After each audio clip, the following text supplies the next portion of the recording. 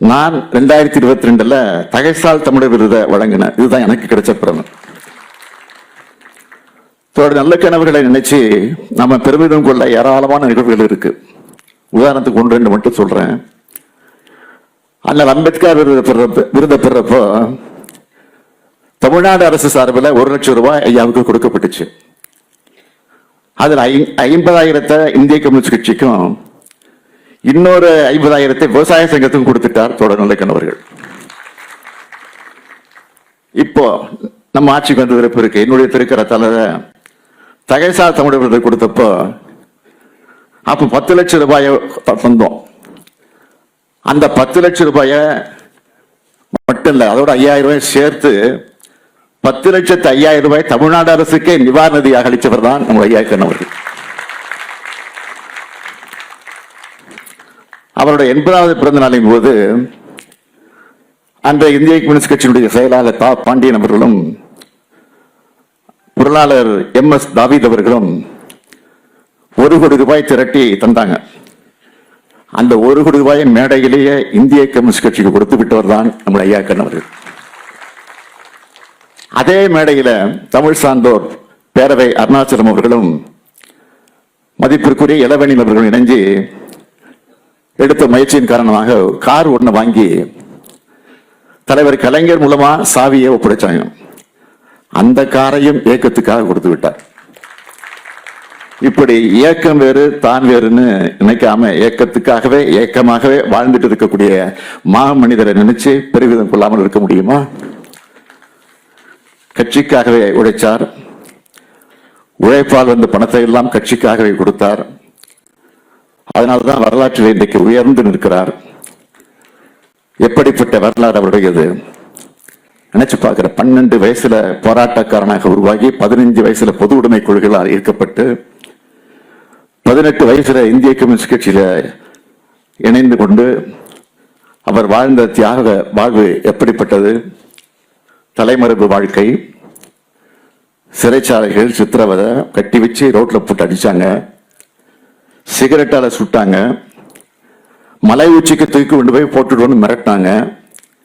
இதுக்கெல்லாம் அஞ்சினாரா? விடுதலை உணர்ச்சியை விட்டு விட்டாரா? இல்ல, விடாது உழைச்சார். அந்த நெஞ்சுரம் தான் தோழர் நல்லக்கன் ஐயாவார் என்பதை நான் பெருமையோடு குறிப்பிடுகிறேன். அவர் எழுதின கவிதை ஒன்றை இந்த நேரத்தில் நான் குறிப்பிட விரும்புகிறேன். ஆயுள் தண்டனையும் அதன் மேல் தண்டனையும் பேய் சட்டம் அளித்திட பெரும்பங்கு எங்களுக்கு.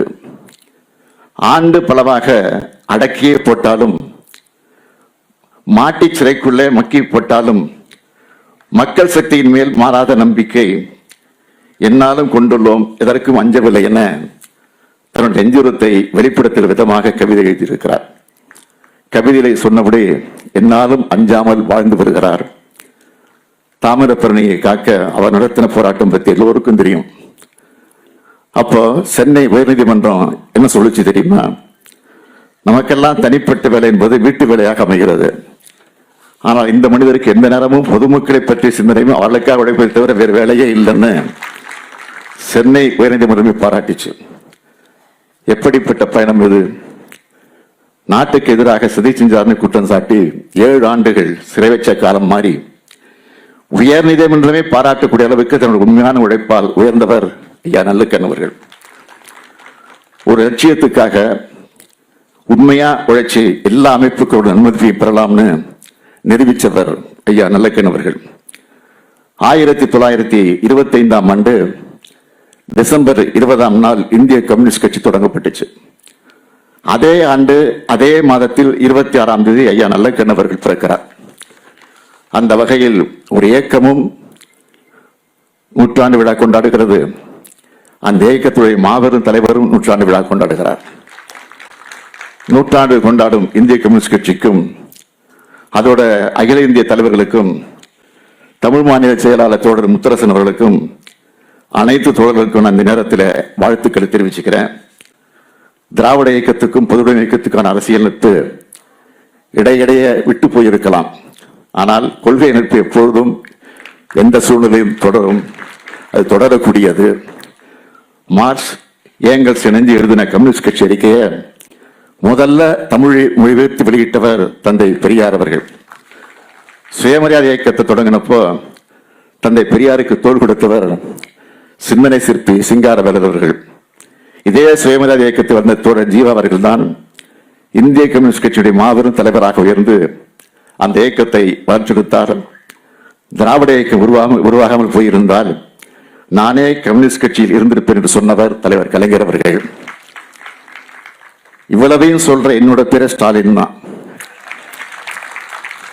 2 இயக்கங்களுக்கான நட்பு என்பது கொள்கை நட்பு, தேர்தல் அரசியலை தாண்டிய நட்பு. சாதியவாதம், வகுப்புவாதம், பெரும்பான்மைவாதம், எதேச்சதிகாரம், மேலாதிக்கம் ஆகிய அனைத்துக்கும் எதிராக ஜனநாயக சக்திகள் ஒற்றுமையுடன் பணியாற்றுவதுதான் தோழர் நல்லக்கண்ணு அவர்களுக்கு நாம் வழங்கக்கூடிய 100ஆண்டு விழா பரிசாக அமைந்திட முடியும். அத்தகைய ஒற்றுமையும் ஒரே சிந்தனையும் கொண்டு தோழர் நல்லக்கண்ணு அவர்களின் வழிநடத்தல நாமும் நடப்போம். 100 ஆண்டு கண்டுவிட்ட தோழர் நல்லக்கண்ணு அவர்கள் இன்னும் பல்லாண்டு காலம் வாழ்க வாழ்க, எங்களை வழிநடத்துக என்று கேட்டு இந்த விழாவை சிறப்போடு நடத்தி கொண்டிருக்கக்கூடிய ஐயா நெடுமாறன் அவர்களுக்கும் என்னுடைய இதயபூர்வமான நன்றியை திராவிட முன்னேற்ற கழகத்தின் சார்பில் தெரிவித்து என் உரையை நிறைவு செய்கிறேன். நன்றி, வணக்கம். பாதகம் செய்பவரை கண்டால் நாம் பயங்கொள்ளலாகாது பாப்பா, மோதி மிதித்து விடு பாப்பா, அவர் முகத்தில் உமிழ்ந்து விடு பாப்பா. அண்மை செய்திகளை உடனுக்குடன் தெரிந்து கொள்ள இணைந்திருங்கள் இயம்நாடு தொலைக்காட்சியுடன்.